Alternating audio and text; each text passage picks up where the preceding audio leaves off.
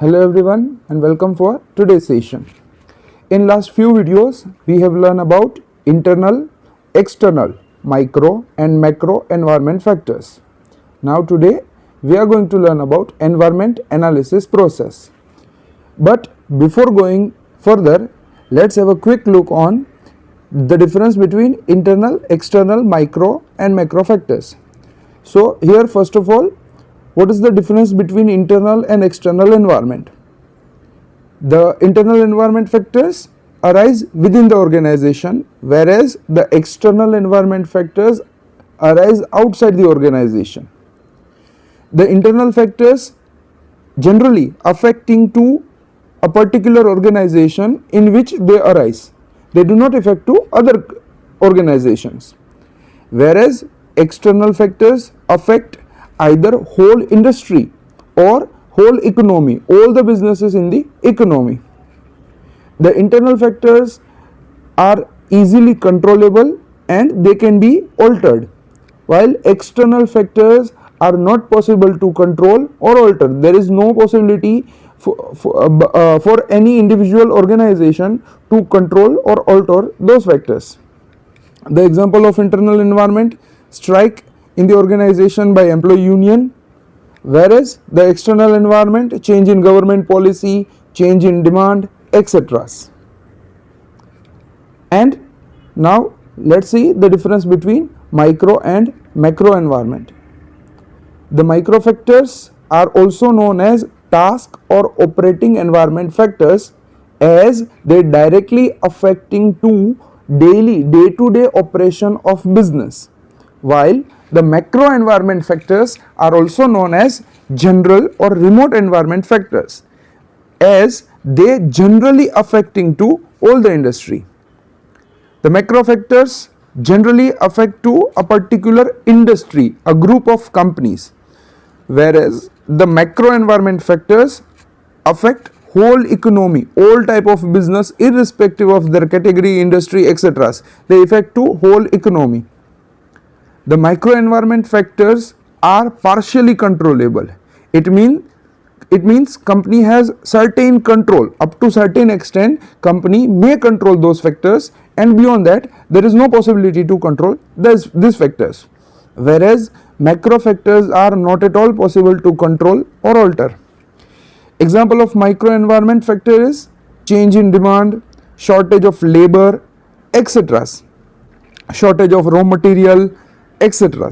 Whereas the example of macro environment factor: increase in tax by government, inflation rate, currency exchange rate, etc. So I hope you are now clear about the difference between internal and external, as well as micro and macro environment factors. That is all about types of environment. Now moving further towards environment analysis. As stated in previous videos, the business environment is continuously changing. It is dynamic in nature. It keeps on changing, and that is why we need to continuously analyze our environment, so that we can able to know what are the changes that take place in environment and how this environment affect to our business. This process is nothing but environment analysis process. So basically it means it is a process of clear identification of relevant variable and a detailed analysis of them to understand their impact on organization. We need to continuously analyze the environment so that we can identify those factors which are relevant to our organization, and then we need to analyze them in detail so that we can able to know how they are affecting to our organization, whether they affect our organization in a positive way or in a negative way. This process is ultimately called as environment analysis process. This is the process. It consists of 4 steps: scanning, monitoring, forecasting and assessment.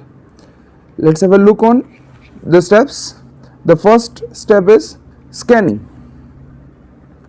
In scanning, business manager need to take an overview of environment, and he has to identify all those possible factors that may affect the business, and then the manager lists down all the factors.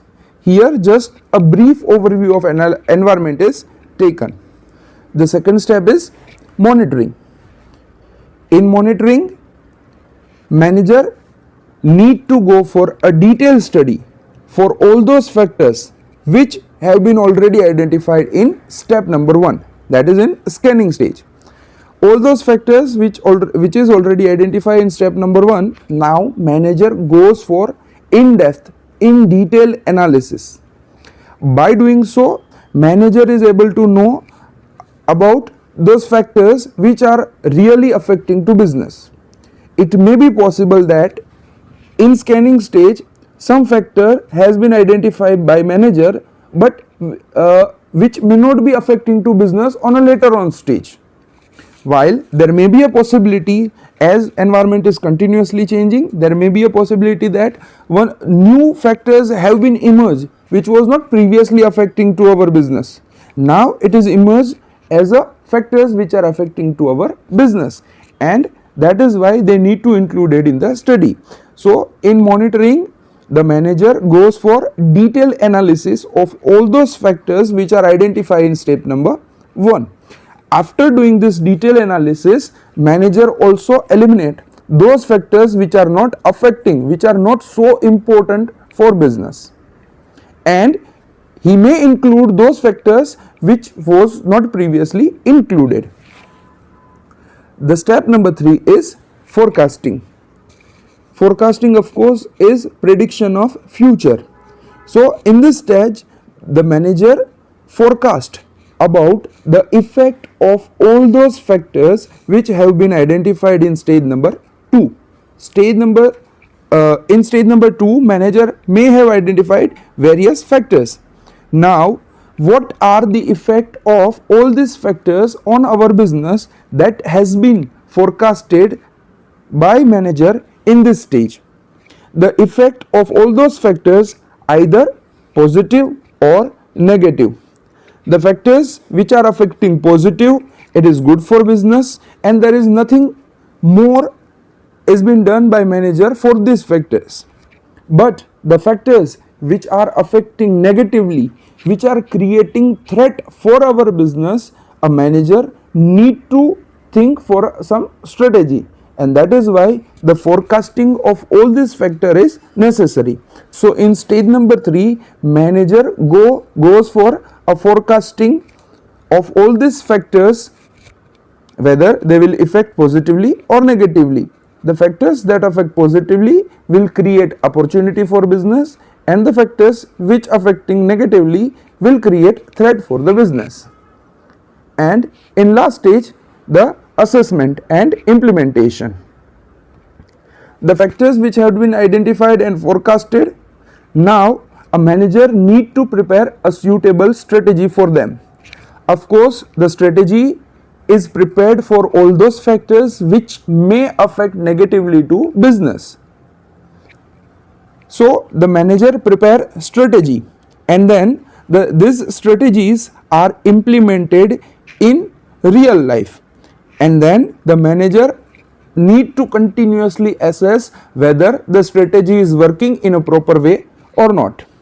So that is all about the environment analysis process. But this process is a continuous process. It is never ending process. It means after scanning, monitoring, forecasting, the manager prepare strategy. After preparation of strategy, the strategy is implemented in real life. After implementation, again the assessment is done. Now if there is any change in environment, then again manager need to identify the changes. According to changes, he need to identify and list down factors. Then again he need to go for detailed analysis, then forecasting of these factors, and again on the basis of forecasting he need to prepare new strategy, and new strategy is implemented, and again after some time he need to go for assessment. So in this way the environment analysis is a continuous and never ending process. It will last long till the business exists. So that is all about today's session. Stay tuned for more updates. Goodbye.